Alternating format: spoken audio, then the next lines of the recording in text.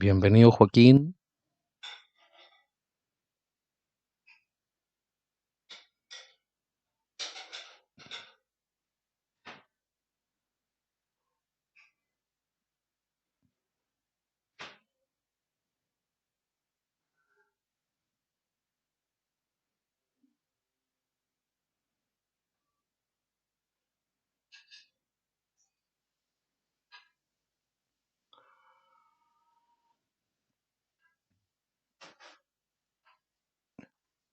¿Se ve la presentación, chiquillo?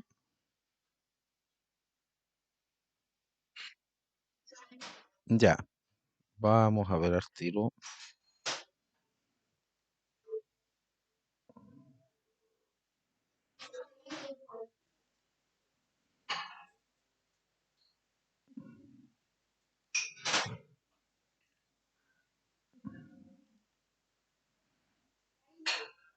¿Ahí se ve? Ya,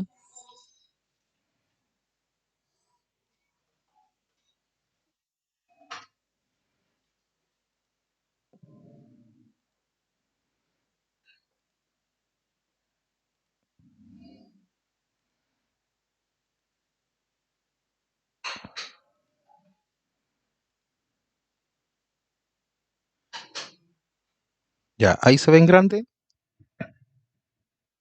Ya, ya, chiquillo. Ya, como lo hicimos la vez anterior, la clase también se está grabando para los que no se puedan conectar, así como avisó la Martina recién que no podía conectarse hoy día. Y alguno otro que de repente puede tener cualquier percance, estamos grabando. Recuerden que solamente se graba la presentación y lo que yo digo, así que no se preocupen de hacerse famosos, de que sus caras salgan en YouTube, en Facebook o algo, porque eso no va a pasar, así que tranquilo. Los que ya vieron el video anteriormente saben, digamos, que lo principal que se graba es la presentación. Ya. Ahora, el día de hoy nos corresponde ver la última etapa de lo que se conoce como el proceso de la independencia de Chile, es lo que vamos nosotros a ver como la patria nueva. Recuerden que las clases de la semana pasada estuvimos viendo la patria vieja y la reconquista. Para ir recordando un poquito, la patria nueva fue la primera instancia en donde los patriotas, las personas que apoyaban la independencia, el ser libres que vivían acá en Chile, tomaron el poder en el país y alcanzaron, digamos, a tenerlo durante 4 años. Posteriormente, cuando vuelve también el rey Fernando VII a España, se libera de su captura por parte de Napoleón Bonaparte, él pide que se reclamen todos los territorios que eran de él, pero que se estaban independizando. Y ahí comienza el proceso de la reconquista española. Y después vamos a tener, una vez que se va a acabar esta reconquista, gracias a qué personajes, a Bernardo Higgins y José de San Martín, que los vamos a ver ahora, va a comenzar el proceso de la patria nueva, que comienza con la batalla de Chacabuco y en 1817 y va a terminar con la abdicación o la renuncia al poder como gobernante de Bernardo Higgins en 1823. Ahora, ¿cuál es el objetivo de la clase de hoy? Es conocer el proceso de la patria nueva y la independencia de Chile. Vamos a conocer este tercer proceso antes, digamos, de que Chile pueda colocarse o ponerse como un país totalmente independiente de la corona española. Y también vamos a aprender la importancia del Ejército Libertador de los Andes y la nueva figura que asumirá Bernardo Higgins como director supremo de Chile. Ahora, para entender qué es este periodo, tenemos que saber qué es la Patria Nueva. Y como les decía, la Patria Nueva es un periodo de la historia de Chile que abarca desde el 12 de febrero de 1817, cuando ocurrió la victoria del Ejército de los Andes en la batalla de Chacabuco, hasta el 28 de enero de 1823. O sea, este periodo va a durar casi 6 añitos, cuando se procedió a la renuncia al poder de Bernardo Higgins. Durante esta etapa se intentó consolidar el proceso de independencia y establecer un proyecto político para organizar el Estado. ¿Por qué? Porque una vez que los patriotas, ya ahora como nos vamos a conocer como los chilenos, logran la independencia, llegan a un punto, llegan a la idea de, ya, ok, somos independientes. Bueno, pero ahora tenemos que gobernarnos y tenemos que buscar cuál es la mejor manera que nos va a servir a nosotros para poder gobernarnos. Ahora, el 14 de febrero de 1817, San Martín, José de San Martín y O'Higgins fueron recibidos en Santiago, donde ingresaron triunfalmente, siendo alojados en la casa de Mateo de Toro Zambrano. ¿Alguien recuerda quién era Mateo de Toro Zambrano?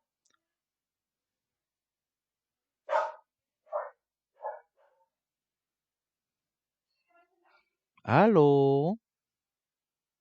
¿Hay alguien por ahí? ¿Alguien recuerda quién fue Mateo de Toro y Zambrano?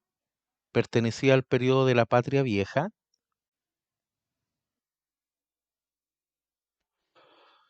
¿Alguien más por ahí? No hay problema si alguien no se acuerda. Lo vamos a ver ahora. Ya, Benjita. Patrick, ¿tú te acuerdas? Fabián. Ya, Fabián.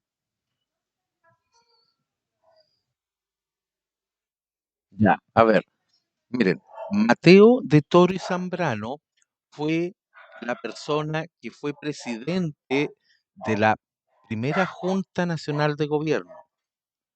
¿Se acuerdan de la junta que hubo el 18 de septiembre de 1810? Y esa junta la presidió un caballero que se llamaba Mateo de Toro y Zambrano. Ahora, esa misma persona fue la encargada de prestarles casa a Bernardo Higgins y a José de San Martín cuando volvieron victoriosos de la batalla de Chacabuco y regresaron a Santiago. Y esa casa ahora es parte, digamos, en Santiago de un museo que se llama la Casa Colorada. Ahora, también dice, la aristocracia, ¿qué se refiere con la aristocracia? Las personas como más ricas de ese momento en Santiago, que había convocado a un cabildo, o sea, una reunión de la ciudad, para el día 15 de febrero, ese cabildo nombró a José de San Martín director supremo de Chile, pero este rehusó dicha designación con el argumento de que debía continuar la labor emancipadora y propuso a O'Higgins para el cargo, lo que fue aceptado. Ahora, la aristocracia o la gente que estaba en esa reunión aceptó a O'Higgins, pero les podría decir que fue como de esta manera. Ellos vieron que José de San Martín era un gran general que había ayudado a vencer a las tropas realistas y la idea era de que él, el victorioso, el ganador, fuera el presidente de Chile, el director supremo. Pero San Martín les dijo, no, pues yo vengo con O'Higgins, vine a pelear, pero mi idea es ahora dirigirme hacia Perú, donde está el virreinato del Perú, para que es el representante del rey acá en América, para también independizar a Perú y así ojalá que los españoles se vayan de todos los países que están en América. Entonces, yo tengo ese plan y si yo me quedo aquí como director supremo para gobernarlos a ustedes, no voy a poder completar mi plan. Pero a ver, ¿qué podemos hacer? Pero aquí está mi amigo Bernardo, si me ayudó también en la batalla. Estábamos juntos, más encima él es chileno, es uno de ustedes, un patriota, un criollo. ¿Por qué no lo dejan a él? Y en los textos oficiales, libros de texto, etcétera, van a pillar de que las personas sí aceptaron de que O'Higgins tomara el cargo y no José de San Martín. Pero en realidad fue como, nosotros no queremos a O'Higgins, pues nosotros te queremos a ti. pero puta, no hay que hacer, ya, bueno, ya, así como sin ganas. Y al final aceptaron que O'Higgins tomara el cargo porque San Martín no podía. Y aparte que él no quería, porque eso no le iba a dejar seguir con sus planes con el ejército de los Andes, de poder llegar a Perú y poder también independizarlo. Pero fue como de malas ganas y por eso es que después O'Higgins va a tener muchos problemas con la gente como con más dinero en Santiago y después van a hacer que tenga que renunciar a su cargo, abdicar, que incluso los que leyeron el cómic parte con la renuncia de O'Higgins, con la abdicación de O'Higgins, que lo vamos a ver al final, ese pedacito del cómic. Una vez que ya aceptaron a Bernardo O'Higgins, pocos días después de asumir, O'Higgins envió a la isla de Juan Fernández, recuerden que en la Reconquista, personas patriotas que apoyaban la independencia los habían exiliado o desterrado a la isla de Juan Fernández. Y a esta isla mandó al Bergantín, que era como un ayudante del ejército de apellido Águila, para rescatar a los patriotas que habían sido apresados por San Bruno, por Vicente San Bruno en el periodo de la Reconquista, que los había enjuiciado y los había exiliado a la isla Juan Fernández. Y rápidamente se comenzó a organizar un ejército para enfrentar en Talcahuano las montoneras formadas por realistas, bandidos, indígenas y patriotas desertores. ¿A qué me refiero? Una vez que O'Higgins y San Martín ganaron la batalla de Chacabuco, ellos ganaron la batalla, pero eso no quería decir de que no quedaran realistas dando vuelta aquí en el país, o bandidos, o indígenas, dice, o patriotas que se habían cambiado al otro bando. Entonces había que también vencerlos a ellos para que no quedara nadie que en un futuro pudiese tratar de volver a retomar el poder para el rey de España. Dice, otra de las primeras acciones de O'Higgins, una vez que ya era director supremo de Chile, fue la creación de un tribunal al cual los patriotas recurrían para recuperar los bienes perdidos y el destierro del obispo José Rodríguez Zorrilla, junto a clérigos y frailes realistas. Ahora, este tribunal, si recuerdan, cuando Vicente Sambruno enjuició a los patriotas, eh, también les habían quitado todas sus pertenencias, si tenían, lo vimos en la casa anterior, si tenían tierras, si tenían propiedades, si tenían dinero, les habían quitado todo. Entonces O'Higgins creó este tribunal para tratar de devolverle todo lo que habían perdido a los patriotas que se lo habían quitado. Y este obispo de la iglesia ayudaba a los realistas en el proceso de la reconquista. Entonces lo que hacen es echarlos del país, desterrarlos, junto a las personas que le ayudaban, a clérigos y frailes. ¿Por qué? Porque apoyaban la idea del rey de España y no la idea de la independencia, digamos, de nuestro país. Ahora, ¿cuándo se firmó o cuándo podemos decir que es la declaración de la independencia de nuestro país nacional? Recuerden, la batalla de Chacabuco, 1817. Ahora, el 12 de febrero de 1818, Chile pudo mirar al mundo con aires de nación independiente, porque en la ciudad de Talca, O'Higgins decidió firmar el acta que le daba al país este anhelado carácter. O sea, casi un año después de ganar la batalla de Chacabuco, podemos decir de que se firmó una declaración de independencia, un documento legal que decía de que Chile era un país independiente.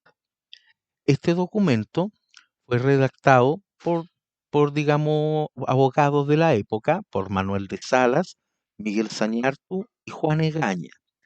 Pretendía demostrar la oposición del pueblo chileno a la monarquía española, de la cual quedaba separado para siempre, con plena aptitud de adoptar la forma de gobierno que más convenga a sus intereses.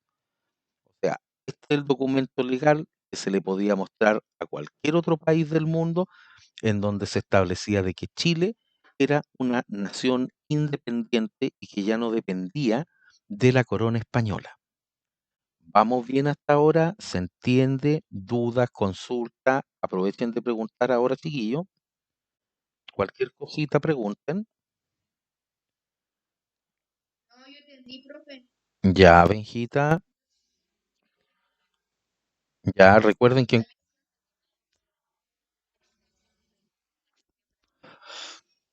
mira, creo que esa pregunta se las hice cuando recién tocamos el tema de la independencia, hace casi 2 semanas, en la primera clase que tuvimos. Mira, ya, ¿por qué? Porque al final de cuentas establecieron de que supuestamente la independencia del país habría comenzado con la primera Junta Nacional de Gobierno. Eso fue el 18 de septiembre. Ya. ¿Viste? Pero por si alguien no se acordaba o por si, digamos, alguien no había estado en ese momento. Pero el acta de independencia legal se firmó el 12 de febrero. O sea, nosotros, ¿qué deberíamos celebrar realmente la independencia? El 12 de febrero. Pero por tradición, porque se ha hecho siempre así, se sigue celebrando el 18 de septiembre. O sea, podríamos decir que tenemos dos fechas de independencia, una que se celebra y la otra, digamos, que es la independencia legal. Seguimos. Pese a haberse firmado el acta de independencia, había una insegura independencia de Chile y Argentina por la presencia de los realistas en Perú. Recuerden que San Martín tenía la idea y el plan de que él tenía que ir a Perú, donde estaba el virrey, porque era un peligro que aunque Argentina, Chile, Bolivia, etcétera, todos los demás países lograran sus independencias, existiendo el virrey del Perú, estaba la posibilidad de que en algún momento, como era el representante del rey en América, pudieran llegar tropas, soldados, ejércitos, todo, y quisieran volver a reconquistar todos los territorios y pudiera, digamos, suceder guerra, muerte de muchas personas, etcétera. Entonces, por eso se dice que es una independencia insegura, porque se declararon independientes, pero no, no había una seguridad mientras existiera un representante del rey en América, que en este caso era el virrey. Por ello, San Martín siguió adelante con su plan de invasión de Perú, que concretó con la plena ayuda de O'Higgins. O sea, Bernardo O'Higgins, recuerden, al final lo dejaron ser director supremo de Chile, ¿cierto? Se quedó gobernando Chile. San Martín siguió viajando hacia Perú para poder independizar a este país. Pero como O'Higgins no podía acompañarlo, O'Higgins, digamos, le prestó toda la ayuda posible, alimento, ropa, soldados que se pudieran apoyar, todo el apoyo que pudiera necesitar San Martín para poder llegar hasta Perú, él lo dio porque él no podía ir en persona. Entonces, esta expedición libertadora, que era el ejército de los Andes, por eso dentro del objetivo está la importancia del ejército de los Andes, liderada por el general en jefe, José de San Martín, y con Lord Thomas Cochrane a cargo de la Armada. Él era chileno, fue una de las ayudas que le prestó O'Higgins a San Martín. Fue una de las fuerzas protagonistas de la independencia del Perú. Retirado San Martín de la escena, una vez que sale de ahí, fue el libertador Simón Bolívar quien logró concluir la gesta. ¿A qué se refiere con esto y quién es este personaje? Simón Bolívar era actualmente el territorio sería Venezuela, un venezolano que tenía las mismas ideas de José de San Martín, de Bernardo Higgins, de liberar a esta América que estaba, digamos, en manos del Imperio Español, de la corona española, y una vez que San Martín llega a Perú, casi prácticamente no batalla, porque el virrey al ver el ejército que traía San Martín se arrancó de Perú y dejó, digamos, la ciudad libre para poder independizarla. Después San Martín, digamos, él se enferma y tiene que dejar, digamos, el ejército. Y quien toma la idea y las riendas y el ejército para seguir liberando más países va a ser este personaje Simón Bolívar venezolano que con sus propias ideas, digamos, y introduciéndose a otros países, va a lograr la independencia de otros países más también. Entonces, posteriormente, este, esta ayuda que mandó Higgins a cargo del general Cochrane, que estaba encargado de la armada, o sea, de toda la flota naval, de los barcos que acompañaban a José de San Martín, comenzaría a asentar el golpe decisivo a los realistas en Chile cuando en 1820, o sea, 3 años después de lograr, digamos, esta independencia, se apoderó del sistema de fuertes de Valdivia en la famosa toma de Valdivia. O sea, llevamos 3 años de independencia y todavía quedan realistas en el país que están con la idea de volver a reconquistarlo. Pero, digamos, Cochrane se va a encargar, digamos, de todas estas personas realistas que van quedando en el país, de poder derrotarlo, ojalá que se vayan, muchos van a morir, pero para poder hacer que en el país solamente viva gente chilena que quiera que sea el país independiente. Dice, después de la famosa toma de Valdivia, para luego enviar una pequeña fuerza a cargo de Jorge Beauchef, otro general, para perseguir al ejército realista que huía desde Valdivia hacia Chiloé, y en el proceso ocupar las ciudades ubicadas más al sur de Valdivia, entre ellas Río Bueno y Osorno, concluyendo la campaña de Beauchef con el combate de El Toro en marzo de 1820. Eso es dato solamente. No, no traten de aprendérselo de memoria ni nada. Eso es un dato, digamos, es información, ¿no? Igualmente, desde Valdivia, Cochrane se dirigió a Chiloé, pero fracasó en un ataque terrestre a Ancud y por ello debió regresar. Así, para el año 1820, luego del combate del Toro, se comenzó a consolidar igualmente la presencia chilena en la región sur, salvo aún en Chiloé. ¿Por qué? Porque los realistas principalmente vivían casi todos, digamos, de Temuco hacia el sur. Pero con todos estos ataques fueron haciendo que los realistas arrancaran hacia el sur,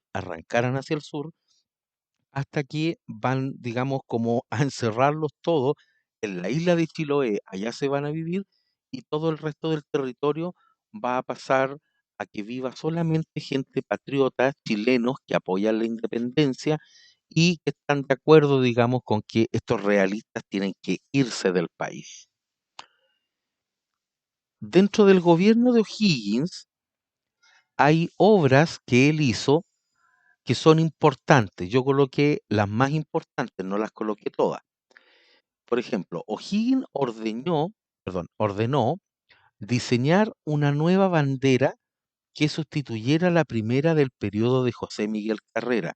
O sea, O'Higgins mandó a hacer la bandera que nosotros conocemos hoy en día, la que tenemos afuera de nuestras casas para fiestas patrias, o que está afuera del Palacio de la Moneda, la bandera chilena. Por lo que hubo una segunda bandera de transición que se izó por primera vez el 26 de mayo, hasta que pocos meses después se aprobó definitivamente la bandera tricolor de la estrella solitaria que flameó como emblema de Chile a partir del 18 de octubre de 1820. O sea, O'Higgins fue el que al final mandó a hacer la bandera chilena que conocemos hoy en día. También él, en Santiago, para mejorar el alumbrado público, dispuso que los vecinos pusieran luz en las puertas de sus casas. Hasta este entonces, no prácticamente pensemos de que no había electricidad y donde había era muy escasa. ¿Con qué se imaginan ustedes en este tiempo que la gente se alumbraba o se iluminaba en la noche? A ver, bueno, ya con Ya, lamparitas con aceite de ballena, con algo que nosotros conocemos hasta hoy en día, con velas y con cualquier cosa, digamos, que se pudiera, que emitiera luz, una fogata, adentro de las casas podían prender una chimenea y eso, además de darles calorcito en el invierno, les daba luz. Entonces, él dispuso de que de forma pública por parte del Estado se empezaran a hacer las primeras instalaciones eléctricas para que hubiera por lo menos electricidad o luz afuera de las casas de los vecinos. ¿Por qué? Porque así tú también ahuyentas un poquito, por ejemplo, a los ladrones, porque las calles están iluminadas. Él editó un periódico semanal titulado, o sea, hizo un diario semanal en Santiago que tenía como nombre Gaceta del Gobierno de Chile, para dar a conocer las disposiciones administrativas y las noticias tanto nacionales como del extranjero, para informar al país, similar a lo que había hecho José Miguel Carrera con la Aurora de Chile en 1811, pero ahora lo hizo, digamos, O'Higgins ya como país independiente con el periódico Gaceta del Gobierno de Chile. También él sustituyó la moneda con la efigie de Fernando VII por una con el sello del gobierno. Ahora, el dinero que había hasta antes de esto, de la independencia, eran monedas, principalmente podían ser de plata, monedas de oro, pero que tenían la cara del rey de España, Fernando VII. Entonces, si los chilenos se independizaron del rey de España, ¿para qué vamos a seguir usando una moneda, digamos, para que tuviera la cara del rey de España? Pues si ya no lo queríamos ver. Entonces se creó otra moneda, pero que tuviera, digamos, un sello del gobierno de Chile, del país independiente. También O'Higgins diseñó y dirigió personalmente en la capital Santiago la transformación de la cañada. Ahora, ¿qué es la cañada?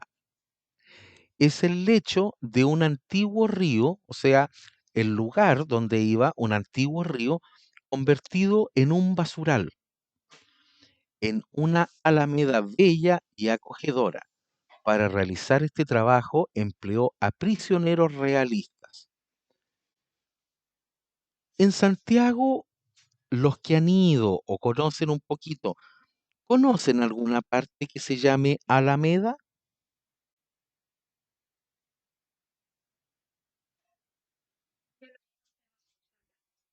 ¿Has escuchado hablar de eso? ¿Quién más?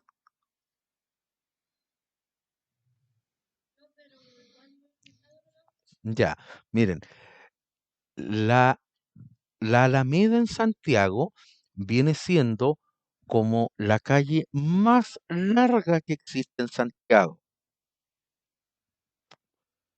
Si alguien ha podido viajar a Santiago en bus, la carretera o la calle por donde uno llega a Santiago hasta el terminal de buses, esa se llama la Alameda. Y es, como les digo, la calle más larga porque atraviesa muchas comunas, pasa por muchas comunas, de norte a sur de Santiago. Y esta Alameda, que es, digamos, es prácticamente la calle más importante en Santiago, la región metropolitana hoy en día, antiguamente era un basural, como dice acá, y que O'Higgins fue el que lo mandó a limpiar, lo mandó a acomodar, y hoy en día está transformado como una camino, una calle, una avenida, que es, digamos, el lugar por donde casi todo el mundo pasa para ir desde el sur hacia el norte o del norte hacia el sur en la región metropolitana. ¿Y qué usó para poder construirlo? Prisioneros. Prisioneros realistas que estaban en las cárceles, ya. Quieren comer, quieren, digamos, tener un techo donde vivir mientras están presos, ya, tienen que trabajar. ¿Y cómo van a trabajar? Vayan a limpiarme el basural, vayan a arreglar aquí, vayan a arreglar allá, y se creó, digamos, esta Alameda. Otra cosa que hizo Higgins para estimular la lectura reabrió la Biblioteca Nacional fundada en 1813 y que había sido cerrada durante la Reconquista Española. O sea, O'Higgins volvió a abrir la Biblioteca Nacional. El 29 de junio de 1818, doña Rosario Puga, que se había radicado en Santiago, dio a luz un varón que fue bautizado como Pedro y de padres desconocidos. Según el registro parroquial de la iglesia de San Isidro, este infante era su hijo. ¿A quién se referían con era su hijo? A Bernardo Higgins, al que doña Isabel Riquelme, la mamá de Bernardo Higgins, su abuela paterna, no perdió nunca de vista y que en la intimidad fue llamado Pedro Demetrio. O sea, Bernardo Higgins tuvo un hijo, pero que él no lo reconoció directamente. Recuerden que a O'Higgins le pasó lo mismo. Su papá tampoco lo había reconocido en un principio, hasta cuando ya era muy adulto, y lo tuvieron como en secreto. Y este se llamaba Pedro Demetrio. Por lo tanto, el nombre completo del hijo de Bernardo Higgins sería Pedro Demetrio O'Higgins Puga. ¿Por qué? Porque la mamá se llamaba Rosario Puga. También O'Higgins, durante su gobierno, nombró una comisión para que redactara un estatuto constitucional, el que fue presentado el 8 de agosto. Ahora, ¿a qué se refiere con un estatuto constitucional? O sea que él, digamos, nombró personas para que escribieran la propuesta de una constitución política para Chile, cuando él comenzó su gobierno. Este establecía esta, digamos, esta idea de constitución, que la libertad era individual y también debía existir igualdad civil, igualdad entre las personas y que todos fueran libres. Nadie podía ser castigado ni detenido sin un juicio previo. O sea, si tú hacías algo, tenían que enjuiciarte y ver si realmente eras culpable para poder, digamos, tener algún castigo, ya fuera una multa, cárcel o cualquier otra cosa. También esta constitución consagraba o cuidaba la inviolabilidad de la propiedad privada. O sea, las personas que tenían bienes, que tenían propiedades, tierras, dinero, etcétera, era solamente de ellos, nadie podía quitárselos por gusto. Y también establecía la libertad de opinión, o sea, las personas podían expresarse y dar su opinión de lo que ellos quisieran, aunque no fuera la misma, digamos, igual a la de otro. También creaba esta constitución un Senado cuya palabra debía oírse en asuntos financieros del país, o sea, sobre la economía del país, diplomáticos en las relaciones con otros países y en asuntos de guerra. Si es que el país entraba en guerra, el Senado podía opinar al respecto si estaba de acuerdo o en contra. Esta constitución fue aprobada por unanimidad. O sea, esta idea que propuso Bernardo Higgins de constitución, la gran mayoría de la gente en Santiago estuvo toda de acuerdo. Todos la aprobaron, todos querían que fuera la constitución del país, que tuviera esas cosas y que cuidara esas cosas. El pueblo fue consultado mediante libros, registros que se abrieron en las parroquias de todo el territorio. O sea, en todas las parroquias del país iban preguntando, miren, esta es la constitución que el director supremo, Bernardo Higgins, quiere hacer para nuestro país. ¿Está de acuerdo usted con esto? ¿Está en contra? Y la mayoría de la gente, la gran mayoría, dijo que estaba de acuerdo. Fue solemnemente jurada, o sea, fue ya aprobada completamente esta constitución el 23 de octubre de 1818 en el Salón del Tribunal del Consulado chileno. También O'Higgins con la aprobación del Senado, de este Senado que se creaba con esta constitución, reabrió con un acto solemne las clases del Instituto Nacional que había sido cerrado por los realistas durante la Reconquista. Y para las celebraciones del 18 de septiembre encargó a don Bernardo de Vera y Pintado que compusiera el himno nacional que el país aún no tenía. Ahí se hizo el primer himno nacional de nuestro país. Como dato freak, ¿alguien sabe quién creó el himno nacional que cantamos nosotros en los actos ahora todos los días? No es el mismo de este caballero. Si no saben, no importa. Si es por si acaso alguien tuviera el dato de quién creó el himno nacional actual.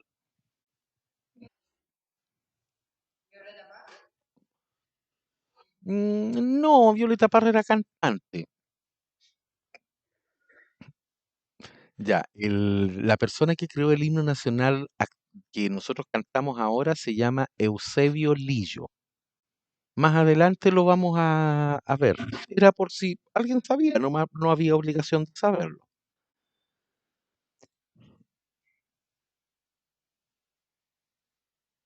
Ahora, esto, digamos, todas las cosas que está haciendo Bernardo Higgins en el país, nosotros podemos ver que son como súper buenas, que está tratando de hacer lo mejor que él puede, pero eso generó que las relaciones de Bernardo Higgins con este Senado que se formó, cada día estaban más tirantes, eran más complicadas las relaciones.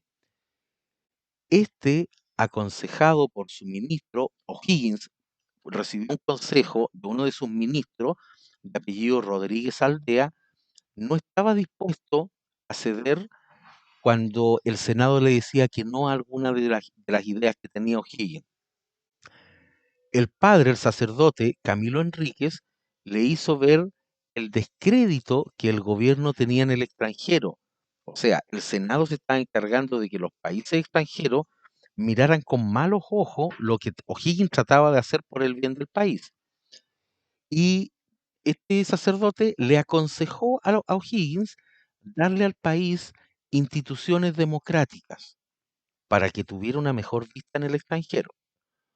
Por eso Higgins llamó a los cabildos, o sea, a los alcaldes, que enviaran un diputado a una próxima convención, diputados que en forma reservada el mismo Higgins había escogido previamente.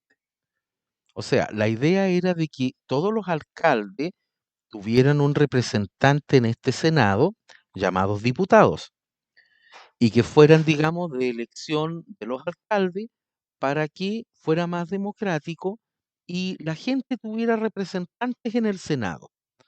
Pero lamentablemente Bernardo Higgins en todas las ciudades ya más o menos tenía elegido quién tenía que ser cada uno. Entonces no los iba a elegir directamente la gente.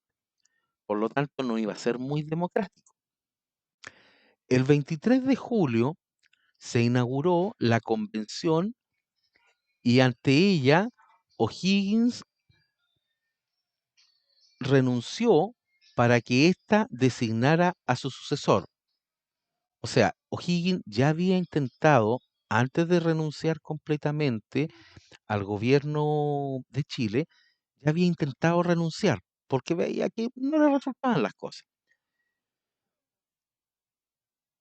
y que le retiraran su mandato.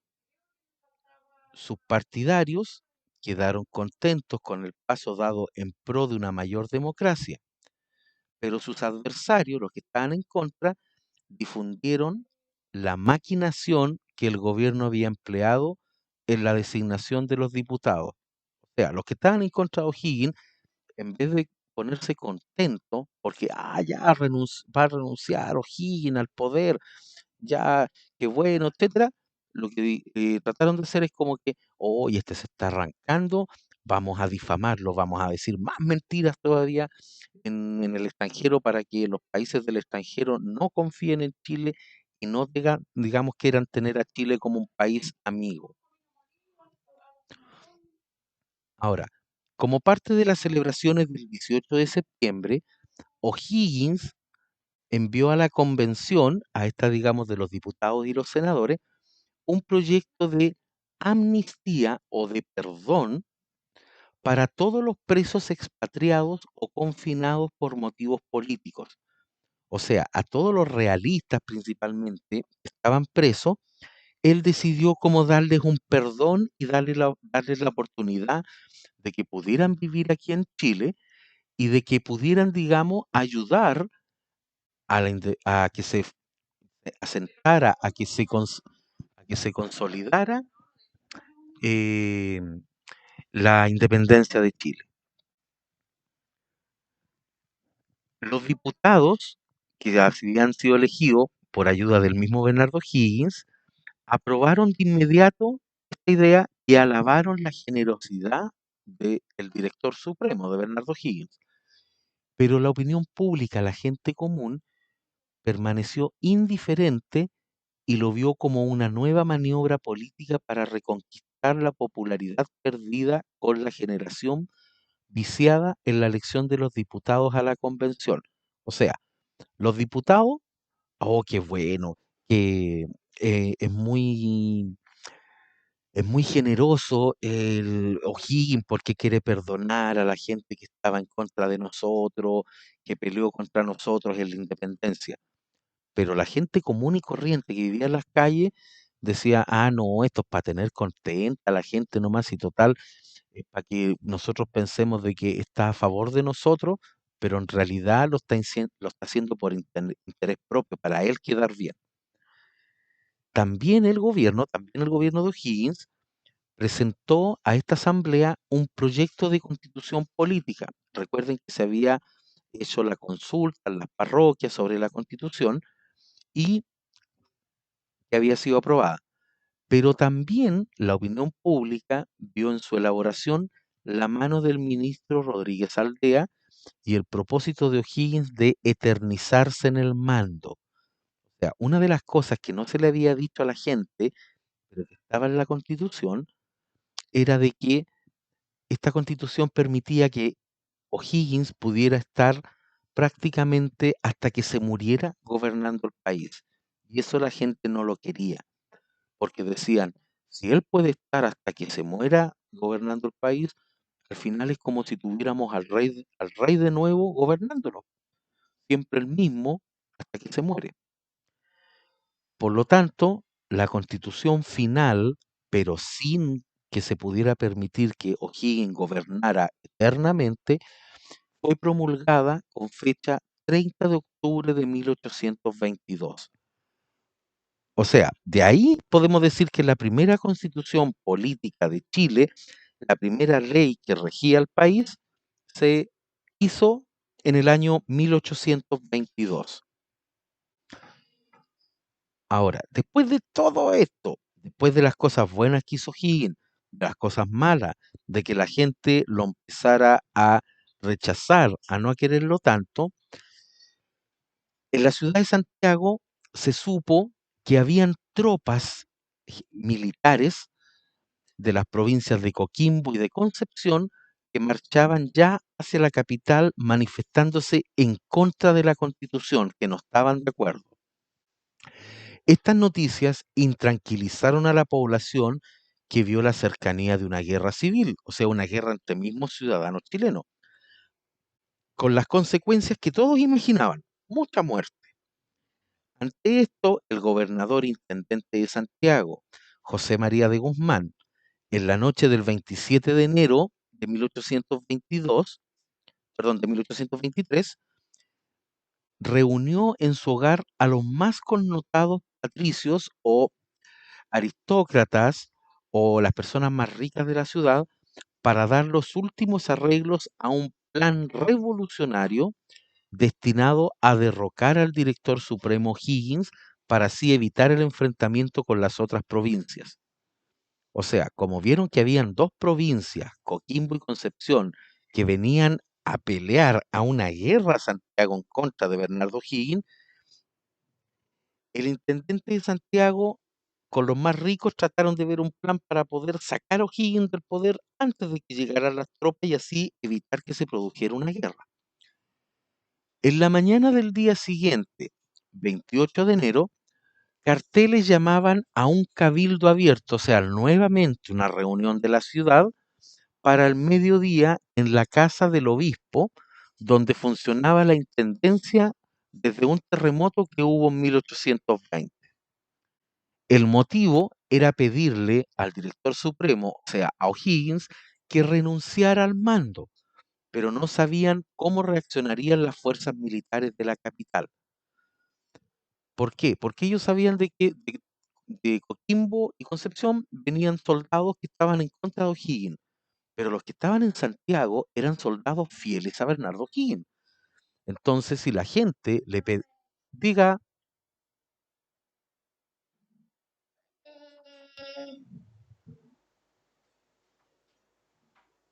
dime,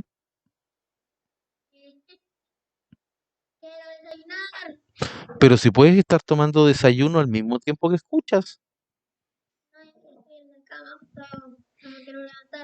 Ah, esa ya es flojera tuya si no te quieres levantar. Pero puedes tomar, no, puedes tomar desayuno al mismo tiempo. Yo delante estaba tomándome un café y comiéndome un pancito igual. Ah, ya, ya. Sigo entonces. Entonces, como los soldados en Santiago eran fieles a Bernardo Higgins, ellos no sabían si iban a aceptar que le pidieran la renuncia a O'Higgins o si iban a ir en contra y prácticamente podían llegar a matar a todos los que tenían la idea de pedirle la renuncia a Bernardo Higgins. Ahora, consultados los comandantes del ejército en Santiago, manifestaron que ellos no actuarían contra el pueblo, o sea, no harían nada en contra de las personas que vivían en Santiago, pero ello estaba subordinado al respeto que debería tenerse con el director supremo. O sea, si la gente se manifestaba en contra de O'Higgins, los soldados no iban a hacer nada. Pero si le faltaban el respeto a Higgins, ahí ellos podían intervenir como fuerza militar. Por ello, se envió a un representante, un emisario, a solicitarle a O'Higgins que concurriera al cabildo y este respondió que no le reconocía a esta asamblea la representación del pueblo. O sea, O'Higgins dijo, no, yo no estoy ni ahí con lo que me están pidiendo, no reconozco que ustedes representen a la gente, así que no puedo ir a un lugar donde no es la gente la que está pidiendo que yo renuncie. Luego de varias diligencias, por fin O'Higgins se vistió con su uniforme de gala y acompañado por sus 12 decanes, se dirigió a caballo, los decanes son ayudantes, al cuartel de la Guardia de Honor. Los hizo salir en formación hacia la plaza cuando ya eran las 4 de la tarde. O sea, O'Higgins dijo, ya, bueno, ya, voy a ir a la asamblea a ver a donde me están pidiendo la renuncia, a conversar. Pero cuando iba de camino, tomó a prácticamente todas las tropas militares que podía tomar y se fue con ellas caminando hacia el lugar donde, digamos, donde tenía que ir. O sea, iba con una escolta militar grande. Posteriormente, O'Higgins hizo traer sus insignias de mando del ejército. Se terció la banda, o sea, la banda presidencial, se la colocó y prendió en el lado izquierdo de la casaca la estrella de gran oficial de la Legión de Mérito y se encaminó hacia el consulado, donde estaban reunidos los asambleístas, los que le pidieron que fuera. Eran aproximadamente las 5:30 de la tarde. Al entrar a la sala, todos los asistentes se pusieron de pie con respeto. Bernardo Higgins avanzó y con gran seguridad se puso frente a la asamblea. Eran unas 300 personas que le miraban inmóviles y en silencio. Luego, Bernardo Higgins se dirigió a la asamblea y les pidió que designaran una comisión, un grupo de individuos respetables con los cuales seguir tratando el asunto. Mariano Egaña propuso los nombres de los integrantes de la comisión, 11 en total, y el resto abandonó la sala en espera de los acontecimientos. O sea, O'Higgins dijo, ya, yo voy a conversar con ustedes respecto a lo que me están pidiendo, pero no puedo conversar con los 300 al mismo tiempo. Entonces elijan una comisión, unos representantes, y con ellos yo voy a conversar, pero que ellos representen la idea que ustedes tienen para pedirme la renuncia. Luego de un intercambio de opiniones entre los miembros de la comisión y Bernardo Higgins, este accedió en deponer el mando de inmediato en la autoridad que nombrara el Cabildo Abierto. O sea, después de que conversó O'Higgins con estos 11 representantes, lo lograron convencer y él aceptó renunciar al cargo de director supremo de Chile. Inmediatamente, los comisionados pertenecientes a esta comisión nombraron a los integrantes de la Junta, que fueron Agustín de Izaguirre, Fernando Errázuriz y José Miguel Infante. Se levantó un acta, se firmó un documento y entre otros puntos se estableció que la Junta debería convocar un congreso para el nombramiento del resto de las autoridades. El acta fue firmada por Bernardo Higgins y el secretario Mariano Egaña. Delante de toda la asamblea se leyó el acta y luego Bernardo Higgins tomó juramento a los 3 vocales, los que pasaron a presidir el acto en medio de las aclamaciones de los presentes. O sea, O'Higgins estuvo de acuerdo en renunciar, firmó el documento que declaraba que él renunciaba a su cargo y también firmó un documento en donde él reconocía a los representantes que iban a quedar gobernando mientras se elegía a un nuevo gobernante. Bernardo Higgins, emocionado, se despidió de la concurrencia de todas las personas que habían ido con las siguientes palabras. Esto fue lo que él dijo. Siento no depositar esta insignia ante la Asamblea Nacional, de quien últimamente la había recibido. Siento retirarme sin haber consolidado las instituciones que ella había creído propias para el país y que yo había jurado defender. Pero llevo al menos el consuelo de dejar a Chile independiente de toda dominación extranjera, respetado en el extranjero, cubierto de gloria por sus hechos de armas. Doy gracias a la divina providencia que me ha elegido como instrumento de tales bienes y que me ha concedido la fortaleza de ánimo necesaria para resistir el inmenso peso que sobre mí han hecho gravitar las las azarosas circunstancias en que he ejercido el mando. Ahora soy un simple ciudadano, cuando ya ha renunciado al cargo, mientras he estado investido de la primera dignidad de la República, el respeto, sino a mi persona. Al menos a este alto empleo debía haber impuesto silencio a vuestras quejas. Ahora podéis hablar sin conveniencia. Se presenten mis acusadores. Quiero conocer los males que he causado, las lágrimas que he hecho derramar. Acusadme.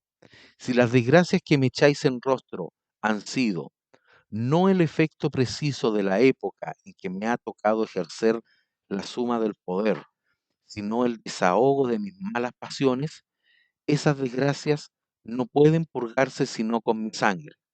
Tomad de mí la venganza que queráis, que yo no os opondré resistencia.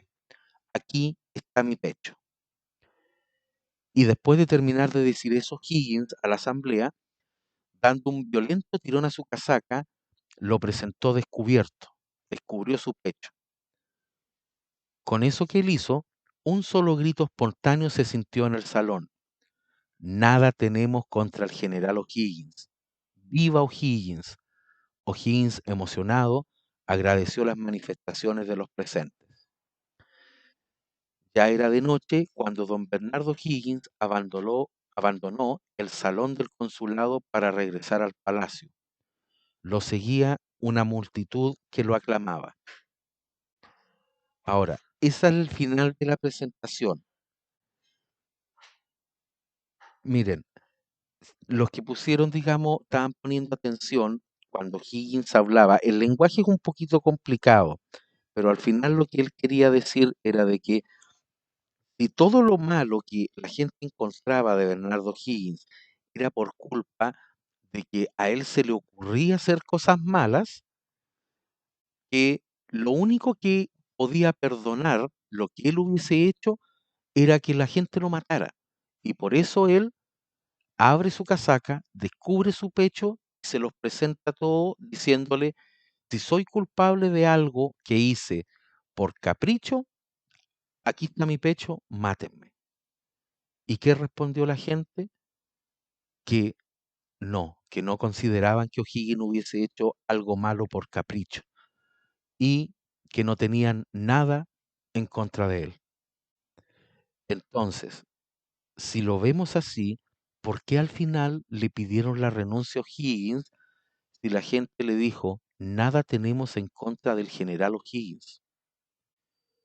Ahora, esa respuesta en simple era porque todo lo que había hecho Bernardo O'Higgins durante su gobierno fue para ayudar a la gente más pobre, a la gente más humilde, y quienes estaban en contra de O'Higgins o estaban descontentos eran los más ricos. Porque una de las cosas que no puse antes y que fue importante dentro de este periodo fue que O'Higgins permitió completamente abolir o eliminar la esclavitud en Chile y eliminó lo que se va a llamar y que va a quedar de tarea para el próximo miércoles, que son eliminar los títulos de nobleza, ¿ya? Eso no lo voy a explicar mayormente porque va a ser la tarea para el próximo miércoles. ¿Qué va a consistir la tarea? La tarea es investigar qué son los títulos de nobleza y por qué Bernardo Higgins los eliminó en el país de Chile. ¿Ya? Dudas, consultas, chiquillos, para ir cerrando la clase porque ya ha avanzado la hora. Diga. ¿Por qué en la antigüedad los que eran así de Santiago y esos chilenos hablaban como los españoles y ahora ya no hablamos así? Mm, Como que se perdió eso. Eso se llama español antiguo, ese lenguaje, que si se fijan, una de las principales características de ese idioma es que usan la letra D de dedo en muchas cosas. Reídme, miradme, dirigidme. Eso es porque todas las personas que estaban, digamos, viviendo en esa época, digamos, el proceso de la independencia y después, eran todos hijos o familiares de españoles. Recuerden que estamos recién en el proceso de independencia. O sea, todos los que hablaban de esa forma eran, digamos, incluso muchos de ellos habían estudiado en universidades españolas y después se habían venido a Chile de vuelta. Por lo tanto, ese era el idioma oficial, el español, por decir, de España. Pero hoy en día no hablamos ese español porque después las palabras se fueron eliminando. A medida que la gente iba avanzando, que iban estudiando, las nuevas generaciones iban apareciendo, cada vez fueron cambiando las palabras, las fueron haciendo más simples. Entonces, en vez de decir miradme, cambió a mirarme. En vez de decir, eh, por ejemplo, conquistadme, conquistarme o conquístame. Se fue haciendo más simple, más complejo para poder pronunciarlo. Pero eso solamente es un cambio de época, porque ha avanzado la época, se ha ido cambiando un poco el lenguaje. Pero, por ejemplo, en un discurso así, el español antiguo es precioso, es muy lindo la forma, digamos, que se pueden expresar. Pero ese es el cambio. Diga,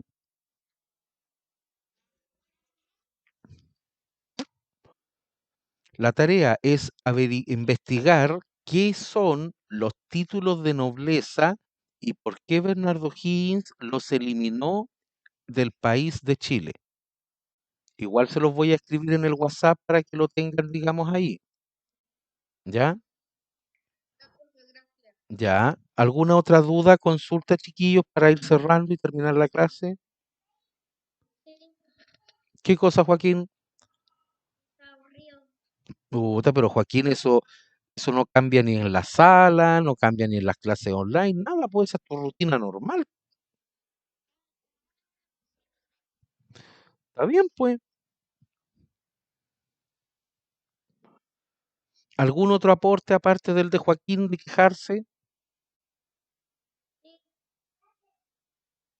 Nadie más se está quejando, Joaquín.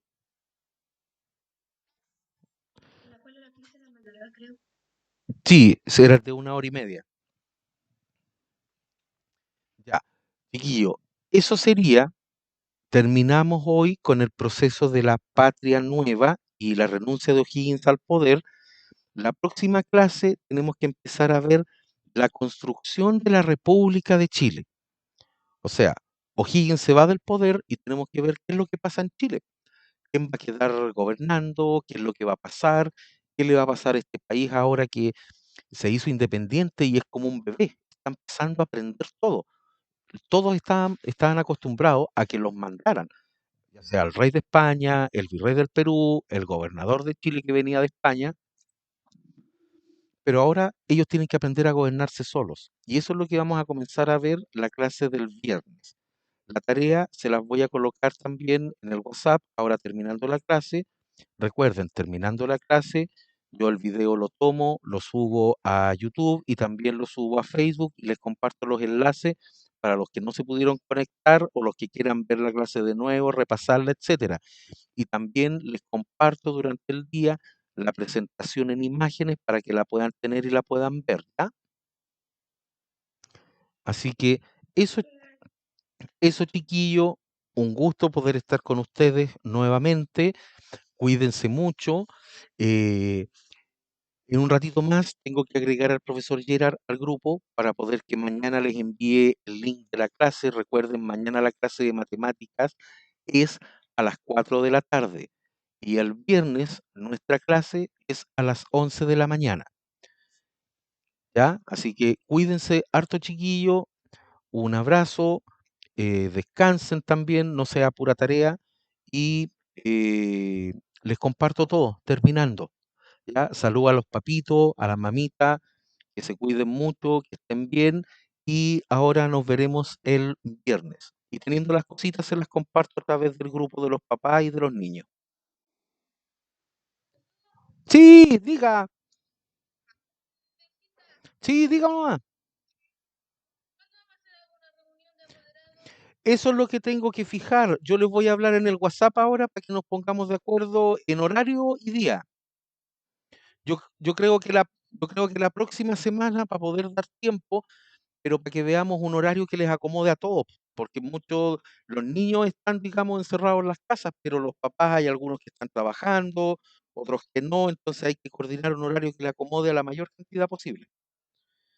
Pero la próxima semana estaríamos, sí, la próxima semana estaríamos haciendo reunión. Ya, ya igualmente, chao, chao, chao chiquillo, cuídense, nos vemos, pórtense bien, nos vemos el viernes, chao, chao.